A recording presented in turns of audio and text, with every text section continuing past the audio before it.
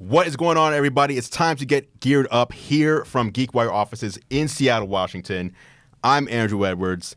This is not Todd Bishop. As you can see here, that's Todd Bishop. That's not you. Unless I've grown a lot of hair and my voice has raised quite a lot. Right, what happened? I'm not Todd Bishop. Where is Todd Bishop? We're not totally sure. Well, I mean, we know. He's on vacation. No, he's on vacation, but we don't know where he is. No, he was thinking of going up to Vancouver with his family. He might just be spending time with his family at home. And that's not far away from here. No, it's not. So he may be just a few miles away, not participating in our show today. He might. He might be watching us right now. Hello, Thanks Todd. a lot, Todd. Hey, Todd, what's up? So who are you, though? Let people know who you are, because you are usually in this room whenever we are recording and streaming Geared Up. True. I am Claire McGrain. I am an audio producer and reporter at GeekWire. And normally I'm sitting like over there in the corner being entirely silent. Right. And sometimes I let a little giggle escape and you're like, oh, Claire said something. Right. Well, I'm a funny guy. You are a funny guy. So you will laugh at things I say. But you try to keep your voice down because it's weird for people on the podcast, especially like, hey, who was that? Yeah. Why does Todd have such a high laugh? Right? It'd be weird. But yeah, this is Claire. She makes sure everything goes off in here when we're recording Geared Up without a hitch. We appreciate your help because Todd and I, as much as we like to think that we know what we're doing, we really don't know what we're doing. Well, you're the talent. So you've that's got, it. You've got Right. other priorities. Right, exactly. I'm making sure all the cables are in order. We appreciate that. So today on Geared Up, Claire's joining me, and we have a few things to talk about. We have some news out of Apple. Mm-hmm. We have a big Xbox spring game sale that just started today. Mm-hmm. And we have a discussion of some of our favorite games that we're going to talk about. I think I'm more of a gamer than Todd, so this part at least should That's be going to be great. interesting. Yes. Todd still has the Xbox. Well, actually, I'm not even going to ruin that. Let's go to the first thing that we're talking about today. What is Alrighty. it? Well, quick reminder to subscribe first yes. to the new Geared Up feed. Podcast wherever feed. you get your podcasts, Right. iTunes, Stitcher, etc. Mm-hmm. So you can go to Stitcher, you can go to iTunes, you can search for Geared Up and subscribe. Please do. If you want to hear Geared Up when you're in the car or just in audio form, do it that way. If you want to see us in video, youtube.com/GearLive, the best place to do that. And if you're not a normal podcast listener, listening to podcasts while you clean the house makes it so much better. Ooh, Pro tip. especially to the voice of me and Todd Bishop. So motivating. All right. Do you know what that is? I looked at it and went, oh, that's the monolith from 2001: A Space Odyssey, right? Right. So Claire just pulled up a picture of the 2013 Mac Pro. It was the big reveal back then in 2013 when they showed it off was Apple was being accused of not being able to do innovative stuff anymore. And they've actually been getting that. They get that all the time. Like as long as I've been following Apple for maybe the past 12 or 13 years, people are always saying they've lost their innovation, they've lost their way, etc. The Mac Pro, though, came out in 2013. And here we are in early to mid 2017, and the exact same model is still available. They haven't updated it. They haven't upgraded it with new processors, with really new Thunderbolt 3 ports, nothing. And last week, Apple did something pretty unprecedented for them in bringing journalists to their facilities, to their headquarters, and basically having a frank discussion about where the Mac Pro went wrong. Now, you are not a Mac user. Is that correct? I am not. I grew up in a Microsoft-only household. Ooh, was that like a hard rule? Like a Microsoft-only household, like just because that's how it was? Or like you have to use Microsoft products only? Well, my dad worked for Microsoft, so a lot of it was kind of brand loyalty for him. Okay. And he started in the age where Microsoft and Apple were not friends. Right. So I got my first non-Windows phone 2 years ago, just under 2 years ago. Okay. And it was because I finally was like, nope, not listening to my dad anymore. I need, Right. You moved I out, need an though, Android. I hope. Yes. Oh, yes. I was out of the house. Okay, because he would have disowned you. Oh, yeah. Had you Oh, brought an absolutely. Android phone into that home. That would have been crazy. So when I wanted an iPod as a kid, I was like, no, I got an MP3 player. And then I had a Zune, which was fun. I liked my Zune. You know what? No, the Zune actually was a great device. Not the first one. The first one was kind of weird. But the ones that they released after that first one were actually really good. And I thought they were even better than the iPod.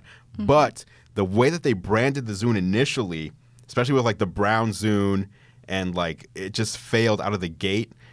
People didn't trust it going forward, and it was a shame because it was a really good device, and the music service, the Zune music service that surrounded it was amazing. There's never been anything like it since then. Yeah, So- I much preferred it to even just looking at iTunes and kind of perusing. I well, liked looking it at better. iTunes is horrible. I get you. Yeah. So you don't know. So- Okay, so back to the Mac Pro. Apple said, the quote was, "We backed ourselves into a thermal corner." And what that means is if you remove this round covering, it's actually a triangle on the inside.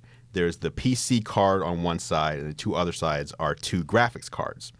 And it's designed in such a way that the one fan at the bottom will blow the air equally across all three of these cards to keep it cool. And Apple was betting on what they thought was the fact that having two graphics cards in a machine was where the future was going. So you have these two dedicated graphics cards. And instead where the industry went was having one crazy powerful graphics card.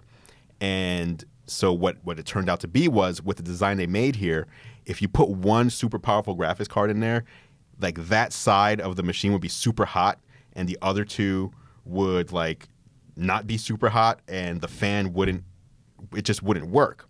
So they have to now remake the Mac Pro that they originally thought was going to be the future of computing, which is a shame. Number one, it's a shame because pro users need the fastest hardware they can get. Software changes and gets updated all the time. And, whatever is top of the line in 2013, that doesn't mean that it can run top of the line software in 2017, right? It could start struggling. You have old stuff. So they're redesigning the Mac Pro. And they also said, despite that, it won't be released in 2017. So the new model, at the earliest, is going to arrive in 2018. So what have they been doing for the past it's a good 4 question. years? I think I think they were in denial. That's what I think. I think it was like, no, we can still try to make this work. And, I think they've really been trying to think of how to make it work in the design that they came up with. And at some point, they all started coming to the realization of like, this just isn't going to work, is it? We have to do something new. Yeah, it's a good example of the butterfly effect of how one very technical decision kind of ripples through and makes a product or breaks it, which is pretty interesting to see. Right. So new Mac Pro coming next year. That was the first bit of news. And also, the new iMacs are coming later this year, and they did say there will be pro-level models of the iMac for the first time later this year. So we'll see how that turns out. So that's the first bit of news right there. Apple, in a rare move, admitting a mistake they made. Yes, not something you see every day. No, not at all. And the other thing we want to talk about today, What do we got? Xbox games. Oh, man, the Xbox game sale. Yeah. If you are an Xbox gamer, drop in the comments. Wait, am I allowed to say that? What? Because we're recording a podcast. I forgot. Like, can I address these people? Yes, we're reading the chat. Yes, Rin, we are. We're reading the chat. My favorite tech YouTuber is me, and we do see you. You can put it in. I'll just edit it All out right, later. good. All right, so drop your favorite games in the comments, by the way, because this is a gaming-centric episode. We want to see what you guys are playing. But if you're an Xbox gamer, if you own an Xbox 360 or an Xbox One, there is a massive spring game sale that kicked off today. You got some of those games there? I do. I'm going to pull it up right now. So Xbox does this like maybe 2 or 3 times a year. They'll do these massive sales. They're digital sales. So you're not going into like a Target or a GameStop or a Walmart and seeing all these discounts. They're actually, if you download them from the Xbox store on the console itself. So during the holidays, they'll do it, spring sale, and I think there's one other time of year they do it as well. But you can get some major games such as Battlefield 1, Dishonored 2, Doom, Gears of War 4, Halo 5 Guardians, Halo Wars 2, which is brand new, Overwatch, which is one of the best games of the past like year or two, Recore, Super Cheap, Titanfall 2, Watch Dogs 2, and those are just like a small sampling. Like there's like 100 games or more that are for sale. A lot of them are almost half off.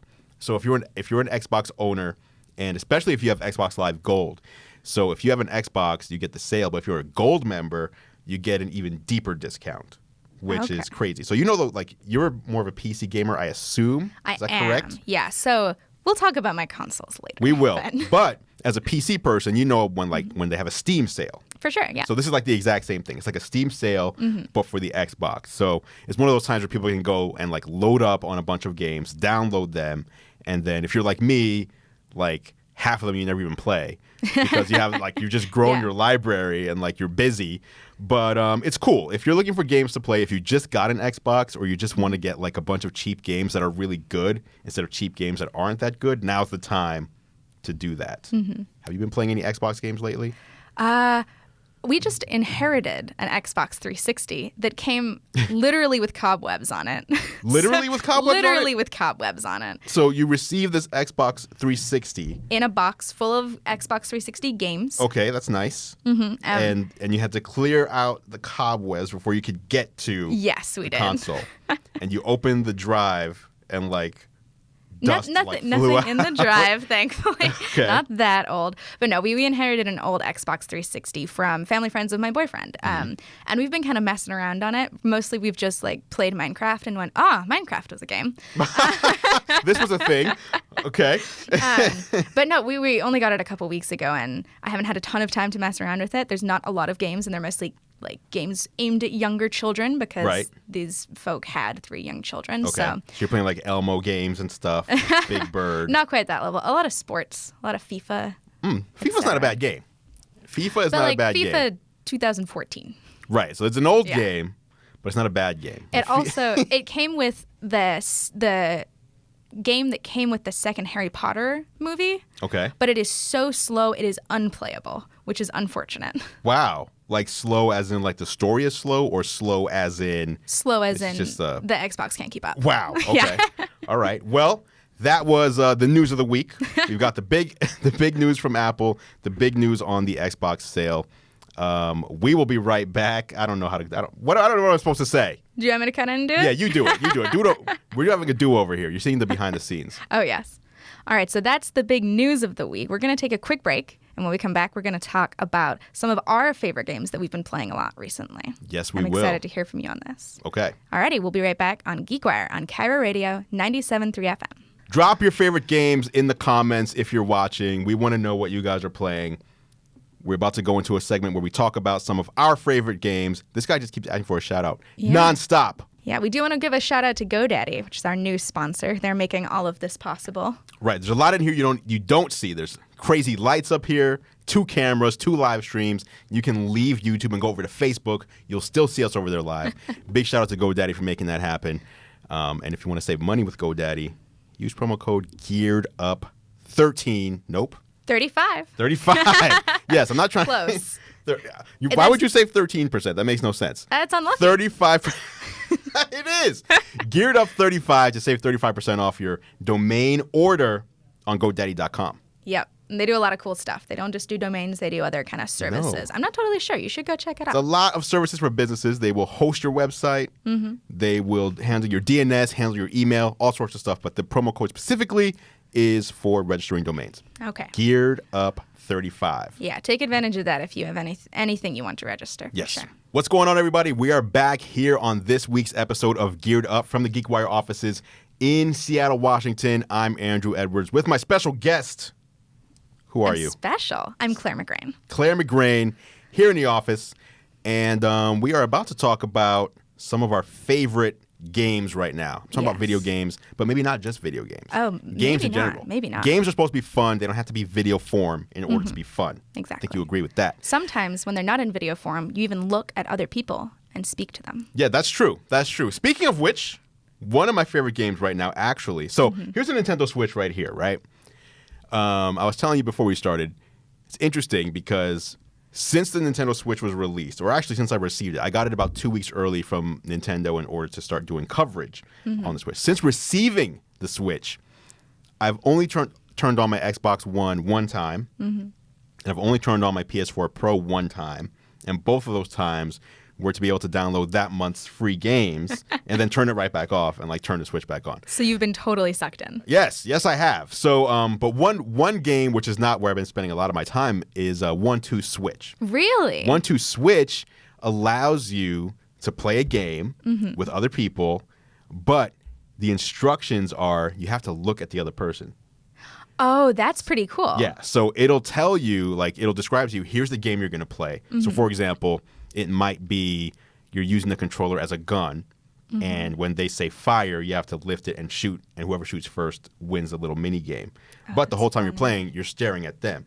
Or there's another mini game where you have to do a yoga pose, and you have to hold the pose perfectly. And if the more you struggle, basically your energy meter goes away. Okay. And so whoever holds the pose better wins. And so again, the whole time you're looking at the person, trying to psych them out, trying to get them to go off balance. So that's one way Nintendo is differentiating themselves from other game manufacturers, is trying to make fun experiences using a game console, but reestablishing that connection between two people. Yeah. If I have a couple friends over and we're hanging out, I think I'm more likely to play that than to sit down and play Mario Kart or Super Smash Bros. Right. Actually. Yes, exactly. Yeah. It's kind of like that. Although those two games are kind of... those games you just mentioned are fun for groups because you can you don't have to totally be concentrated on that. You can laugh and make fun of what they just did and all that. Yeah. But yes, this one has you standing up. So you're standing up, you're looking, you're playing. It's a good party game. Great party game. Okay, cool. But what did this guy say? Runway in 1-2 Switch is how you measure how manly you are. I haven't actually played that one. So one of the mini games, I only saw the picture. It says runway, and it looks like you're strutting down a fashion show runway, and you have to compete against other people to see who could walk the best down the runway. I don't know. Haven't played it yet. I'm envisioning a future episode of Geared Up where you and Todd play this. I think yes. Todd and I are going to have to do this. But the other game that I've been spending a ton of time on, obviously, if you have a Switch, you purchased The Legend of Zelda. I mean, that's what I would think. It isn't 1-to-1, but the stat I saw was 85% of people who bought a Switch bought Breath of the Wild. It makes sense, yeah. And I think I am about 50 hours into this game. Holy crap. Okay, that's number one, which is crazy. Yeah. Number two, though, despite being 50 hours in, so there's these 4, they call them divine beasts that you have to beat in order to go to the final boss. Actually, you can go to the final boss whenever you want because it's an open world game. But you beat these 4 divine beasts and it makes it easier. You get more power and stuff. I'm 50 hours in. I've only beaten one of these 4 divine beasts. So I'm basically 25% complete after 50 hours of playtime.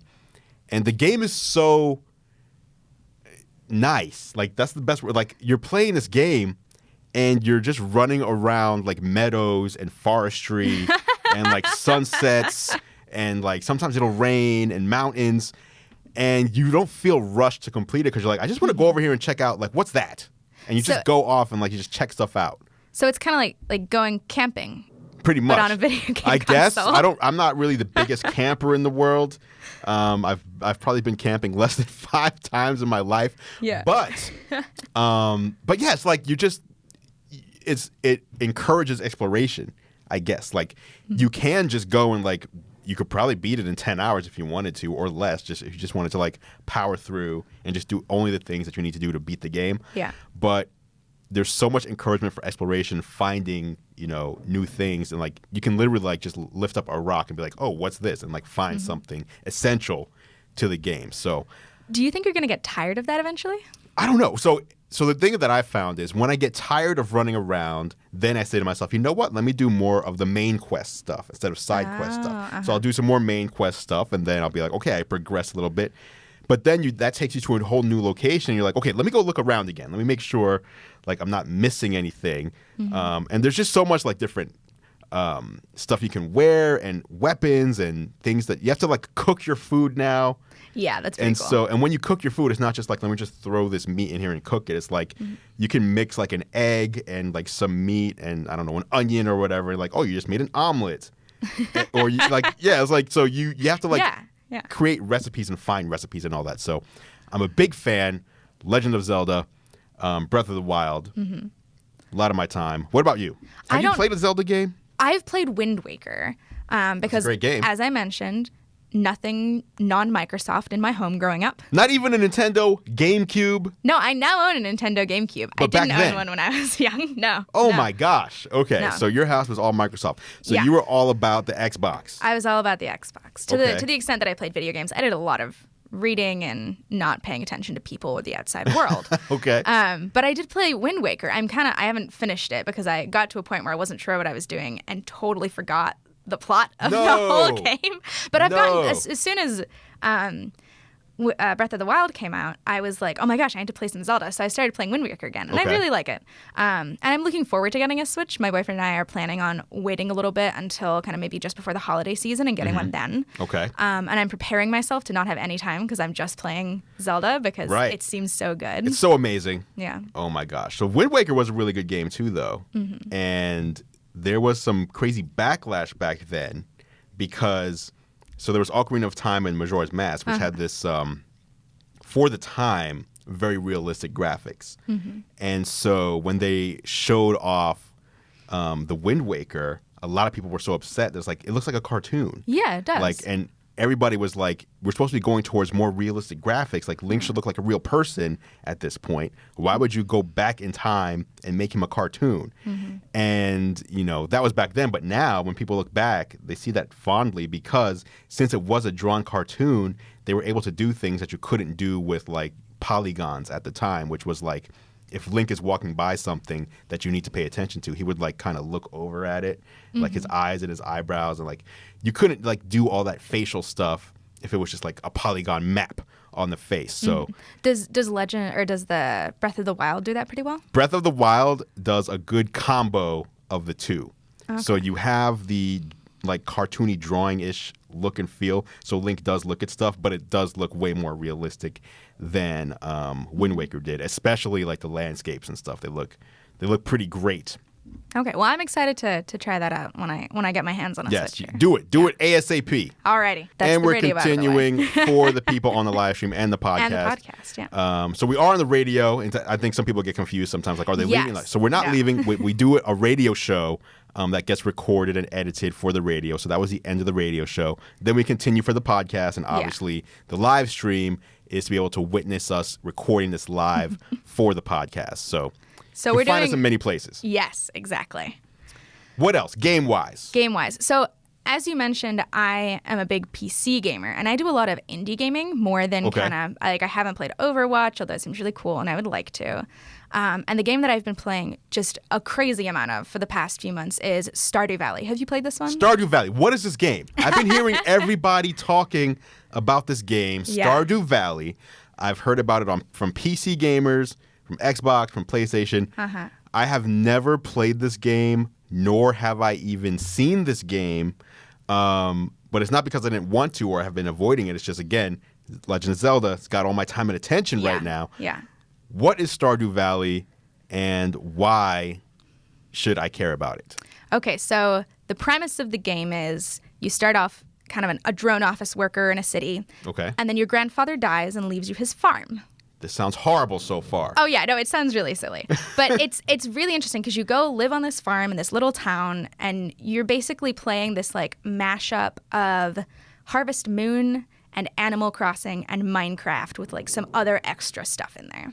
So the general premise is you're just, like, living your life, growing vegetables on a farm, making friends with these, like, people that live in this small town. Okay. That sounds very Harvest Moon-ish so is, far.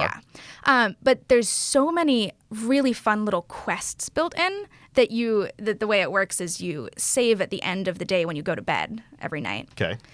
But as soon as you save, you kind of wake up the next day and you're like, oh man, I really have to finish growing those pumpkins so I can get this one achievement that'll unlock this one thing I want to do. So you'll just keep going for hours and hours and hours. Oh no, not one of those. Yeah, and it's like super fun and quirky. There's this wizard that lives in a tower. There's this mine area that's basically like your classic dungeon crawler. You're fighting monsters. Right. So there's a little bit of everything. Like when I play, I'll spend a few days really focused on growing stuff on my farm, and then I'll be like, kind of like you were talking about with Breath of the Wild. I'll get tired of doing that, and then I'll go spend a few days upping my fishing skill. Okay. Or like trying to court somebody in town. You can get married. That's pretty fun. Oh, you're trying to court people. Okay, so what is the graphical style of this game? Is it like a top-down 8-bit style, or is it like a more current? It's 3D. Yeah. It's 3D for sure. Okay. It is kind of 8-bit though. It's very cute. I would say. It's a very cute game. It is very cute. Very cute game. What have you beaten this game? Is I there a don't way know to beat that there's it? a way to beat it. So it just goes on. So it just keeps going. So the one thing, and this isn't really a spoiler because it happens very early in the game. If you don't want a very early spoiler, close your ears. But you do get a letter, or there's something engraved somewhere or something like that indicates your grandfather might come back from the dead after 3 years. What? So I like, my goal is to at least play to 3 years and figure out what the heck is going on 3 years of with real that. time or 3 years of like game time? Oh, 3 years of game time. Which so is I'm like what? I'm like a year and a half through the game, and I've played maybe 45 hours. Wow. So you have to really like push through to get there. But wow. So it becomes a zombie game at some point in the future, possibly. I don't know. Zombie apocalypse. Okay. What are people saying in the chat right now?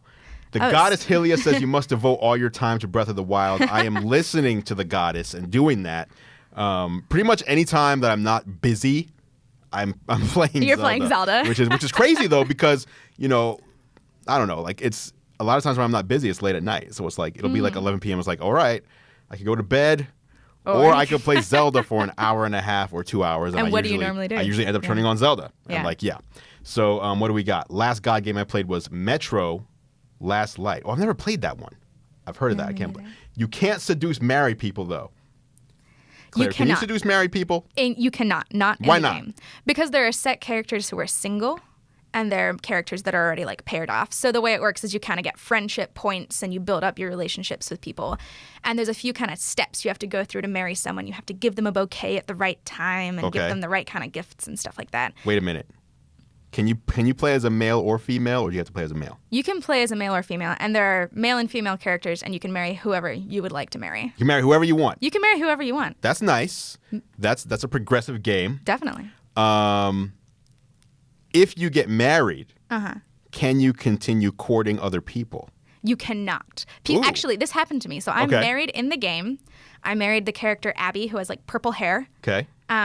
And I gave a really nice gift to the other person who I want to be like my best friend in the game. And I came home and Abby was like, I saw you gave that other person a nice gift. Yeah. What? She was not happy about it. It's very true to life. You're causing problems. Apparently. Causing problems in the world. You can't do that. Just like in the real world, you can't be doing that. Your excuse cannot be, listen, baby, I just want her to be my best friend. Yeah. I just want her to be my best friend. You're still my wife. I want her to be my best friend. Yeah. That doesn't work. It does not work, which is kind of upsetting because I really like this other character too. And you get like, as you like progress in your relationship, you unlock like cutscenes and like mini games that you can play with characters. And I have a feeling hers are really cool because she's like a robot builder. So. Okay. Oh, that's nice. We'll see. Nice. Okay, what's what we got over here? How much is the new Xbox Scorpio console? They haven't announced a price yet. Oh. But yeah, if I had to guess, this is just me guessing. This is not inside information or anything.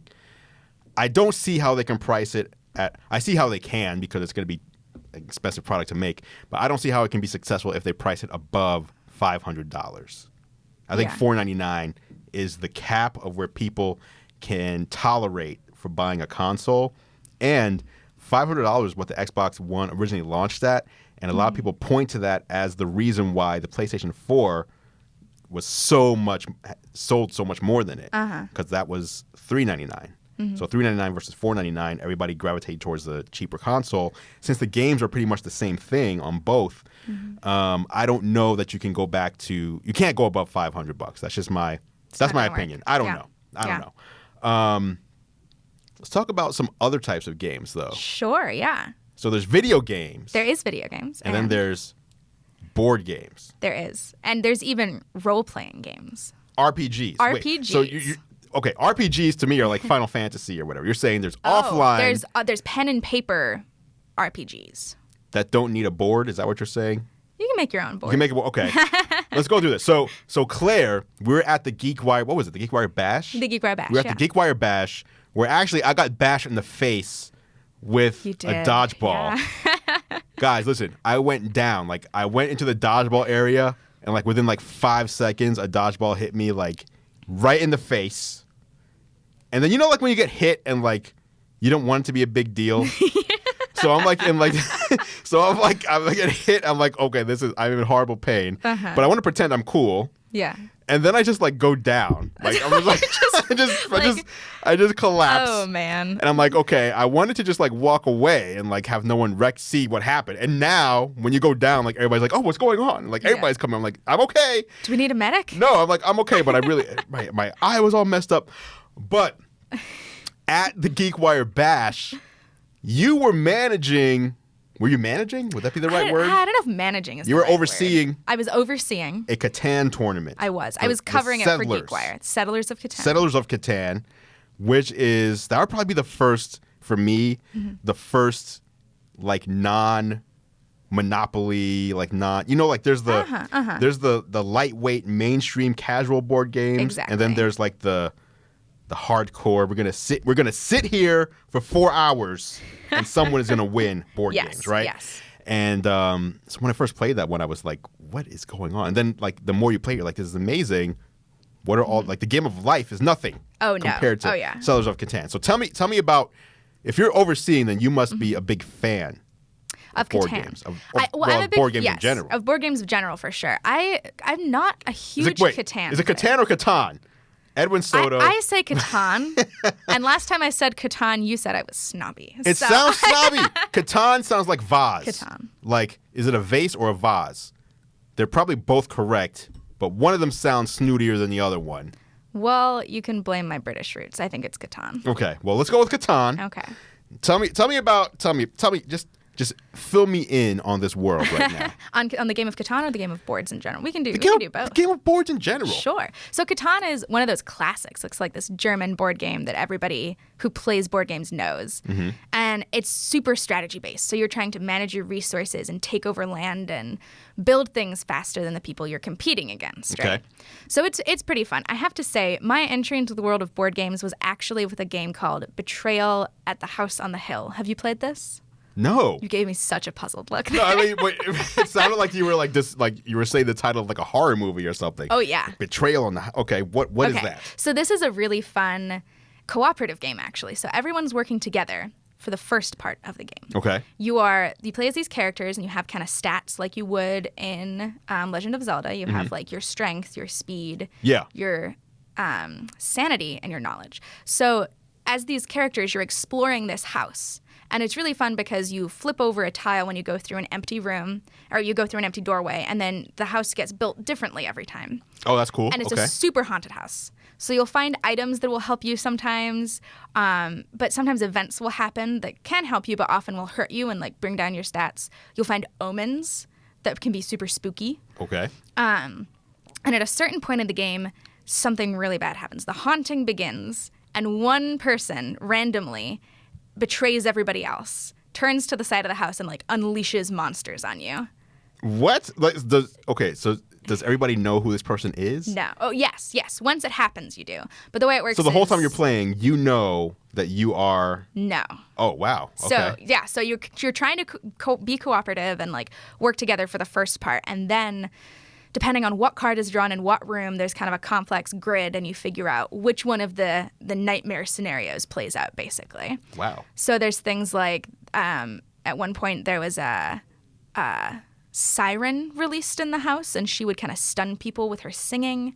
In one scenario, you're just shrunk, and someone sets cats on you, and you're tiny people. Wow. And you have to try and escape in a toy airplane. And there's one person like directing the cats and telling them how to catch you and stuff like that. So how is this so there's cards. So, yes.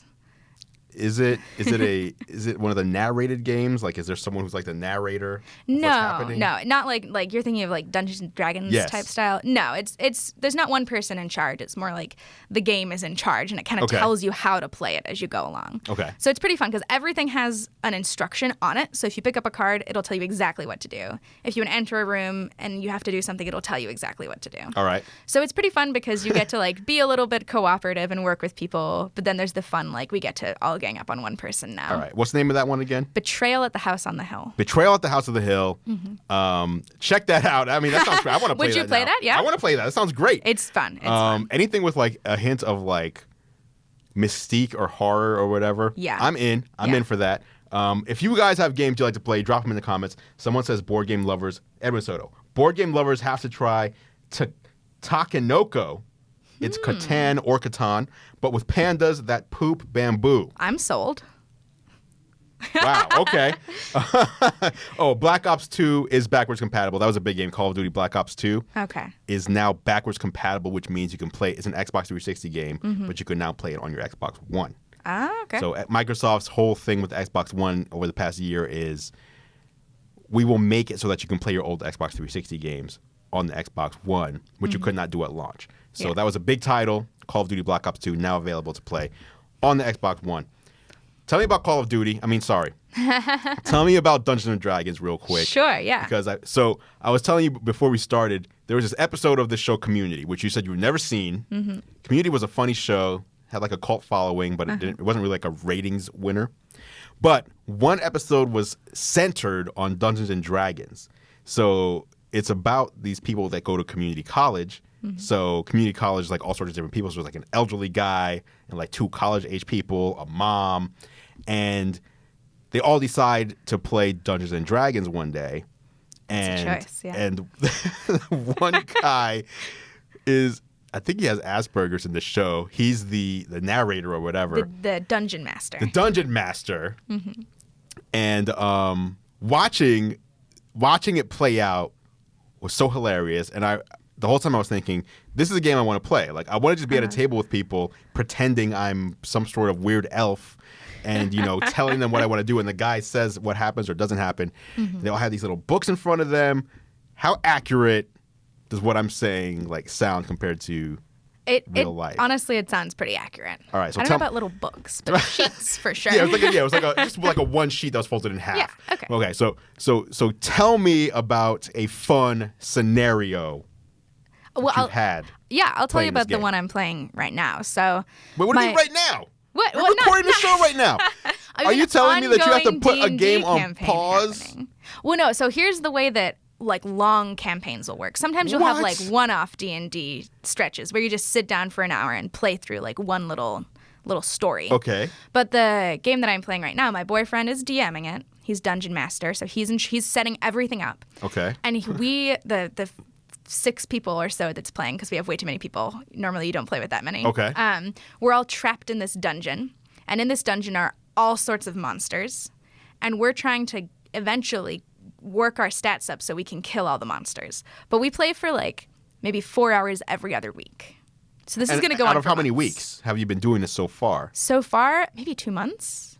A decent amount of time. So that's about 32 hours, and you're still stuck in a dungeon? Yeah. He set it up so that was kind of how this game was going to work. There's all and it's sorts fun, of... though. Oh, it's fun. It's fun. Because it's huge. You can wander around in the dungeon. You have to imagine to the person who's listening or watching or me who's never played this game. Yeah. When you're we've been playing this for 32 hours and we have not even been able to progress out of the dungeon. Some people are like, that sounds super crazy or boring. Yeah. I can see why. What is the part that's missing for those people? What would you say to encourage them to try a game like this? I think it's all about how much imagination and creativity you want to put into it. So you bring it to the table. You bring it. You absolutely bring it. You get to make up your own character. You get to decide what they would do in certain situations. Some of the funniest times have been us kind of gaming the system and figuring out ways around things because of our abilities that we have. So we'll find creative solutions that my boyfriend didn't expect, and he'll be like, "Oh, well, I guess you beat that way easier than you should have." So he decides if your creative solution works or not. Yes. Okay. Basically, yeah. Because isn't there also a crazy dice you have to roll? Yeah, there's a lot of die rolling. So it might be that you have you have to do something. So you're trying to pick a lock, say. You roll a dice, and maybe you get 13 on your die roll out of 20, because you roll the D20 is the normal die you roll. Perhaps you have a special ability in lock training because you know that your character trained in it for whatever reason, so you get to add 2 to that. And then the dungeon, you would do that and say, okay, I got 15. And the dungeon master would say, okay, it's a pretty easy lock. And he knows privately you only needed to get 10 to unlock it. So he says, okay, you unlock the door and you walk into the room and you see a shadowy figure sitting by the bar or whatever. So he kind of adds a lot of creativity to it, and there's the die rolling element as kind of a mechanic to move you on. I guess a good comparison would be a video game campaign. It's a long story that you're trying to do small parts of. Okay, that makes sense. That makes sense. In fact, the latest comment we have here, episode says campaigns are long hauls, but you can do little episodic adventures. Yeah. So it's like a real life like you said, RPG. Exactly. That sounds fun. I want to give it a try. I want to try this. All right, You good. need to invite me over to play one of these crazy D&D. games. Not a 32-hour run. No, But like that just may a be short. a bit much. I just want to play it. I just want to it looks fun. Yes, Betrayal of the House on the Hill is super fun, and that's a pretty quick, easy one for anyone who wants to just kind of try a more intense board game than Monopoly. Nice. Yeah. Nice. How are we doing on time? I think it's about time to wrap up. It's time to wrap up. Okay. All right. Do I? When Todd's not here, we go to pieces. Todd, we miss you. Are you? I hope he didn't comment. If he was watching, he should have commented. But all right, it's time to wrap up. Thank you so much for listening, for tuning in, for joining us on the podcast. If you're on the live stream, go to geekwire.com/gearedup. That's where you can find the link to the podcast. You can find us on Stitcher. You can find us on iTunes. Pretty much subscribe to us anywhere. And, of course, on YouTube, youtube.com/gearlive, Facebook Live. We're all over the place. Thank you for watching. Thank you for tuning in. Thanks for downloading. We will see you next week here on Geared Up. I'm Andrew Edwards. And filling in for Todd Bishop, I'm Claire McGrain. And we will see you next time. Thank you. Thank you so much.